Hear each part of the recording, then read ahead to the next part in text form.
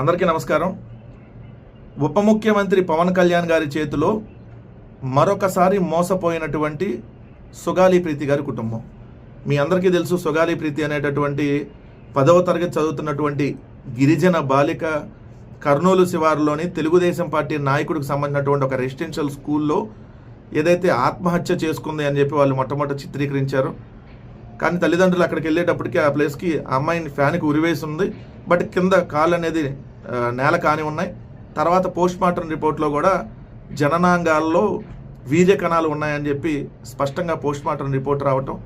So ఆ అమ్మాయికి అత్యాచారం జరిగింది, హత్య చేశారు ఆ అమ్మాయిని అని చెప్పి క్లియర్గా ఉన్న తర్వాత ఆ అమ్మాయికి న్యాయం చేయాలని చెప్పి అప్పుడు ప్రభుత్వాన్ని అందరూ నిలదీయటం. అప్పుడున్న చంద్రబాబు నాయుడు గారి ప్రభుత్వం చేసింది తెలుగుదేశం పార్టీ నాయకులు పిల్లలు. సో ఇది జరిగిన తర్వాత చంద్రబాబు నాయుడు గారు ఆ కేసుని నీరుగార్చేటటువంటి ప్రయత్నం చేయటం. ఆ రోజు అనేక రాజకీయ పార్టీలు స్పందించని ఒక పవన్ కళ్యాణ్ తప్ప సో ఎక్కడ నోరెత్తి ఆ అమ్మాయికి న్యాయం జరగాలని చెప్పలేదు. ఎందుకంటే ఆయన చంద్రబాబు నాయుడు గారి ప్రభుత్వంలో భాగస్వామిగా ఉన్నాడు, పదవుల్లో లేకపోయినా భాగస్వామిగా ఉన్నాడు, మద్దతుగా ఉన్నాడు. కానీ 2019వ సంవత్సరంలో రోజు నోరు లెగిసింది పవన్ కళ్యాణ్ గారికి.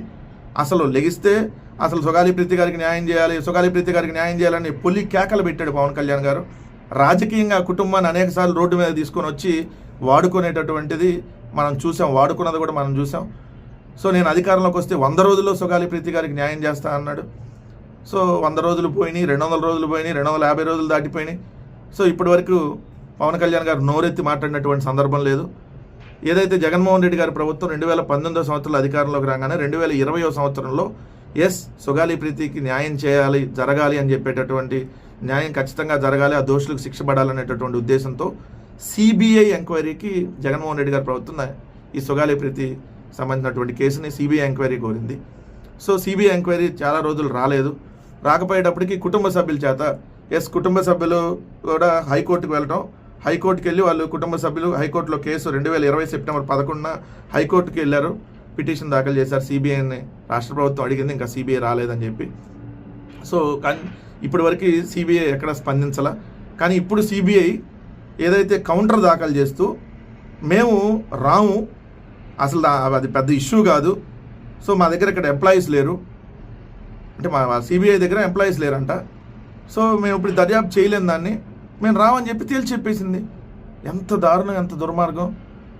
సో ఒక అమ్మాయిని 10వ తరగతి చదువుతున్న అమ్మాయిని అత్యాచారం చేసి హత్య చేస్తే అది పెద్ద కేసు కాదు వీళ్ళకి, సిబిఐకి. మరి ఇప్పుడు నేను అడుగుతున్నా పవన్ కళ్యాణ్ గారిని, సిబిఐకి అడిగింది జగన్మోహన్ రెడ్డి గారి ప్రభుత్వం, మీరు కాదు.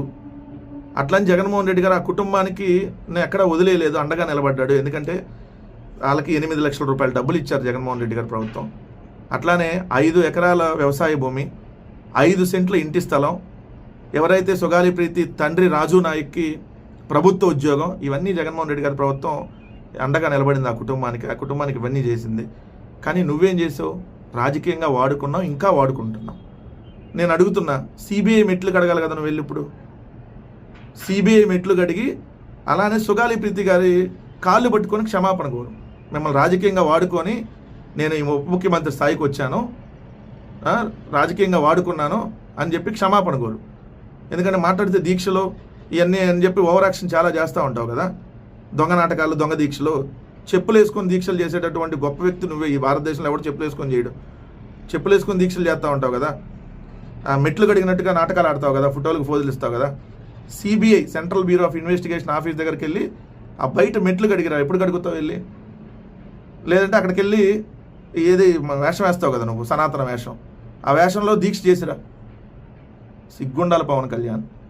రాజకీయంగా ఎంతమందిని వాడుకుంటావు, ఎంతమందిని వదిలేస్తావు, ఎంతమందిని ఇలా మోసం చేస్తావు. నీవు అంతే, నీ పార్టీ నాయకులు అంతే. ఆడవాళ్ళని అడ్డం పెట్టుకొని రాజకీయాలు చేయటం, వాడుకోవటం, వదిలేయటం. ఇట్లాంటి దుర్మార్గుడు ఈరోజు ఆంధ్రప్రదేశ్ రాష్ట్రానికి ఉప ముఖ్యమంత్రి అంటే మనం చేసుకున్న కర్మగాక ఇంకోటి ఏంది. ఖచ్చితంగా ఆ కుటుంబానికి అయితే న్యాయం జరగాలి, ఏదైతే దోషులకు శిక్ష పడాలి. ఎంత మేర చేయాలో న్యాయం అంతకంటే ఎక్కువ జగన్మోహన్ రెడ్డి గారు చేశారు. బట్ ఆ దోషులకు శిక్ష పడేలా ఖచ్చితంగా ఇప్పుడున్నటువంటి ఈ ప్రభుత్వం హైకోర్టు సిట్టింగ్ జడ్జితో విచారణ జరిపించండి. ఒక టైం పీరియడ్ పెట్టి విచారణ చేసి ఎవరినైతే ఆ దోషులకు శిక్ష పడేలా ఎందుకు చేయట్లేదు పవన్ కళ్యాణ్ గారు? తెలుగుదేశం పార్టీ నాయకుడు అని చేయట్లేదా? ఖచ్చితంగా ప్రజలు కూడా గమనించమని చెప్తా ఉన్నాం.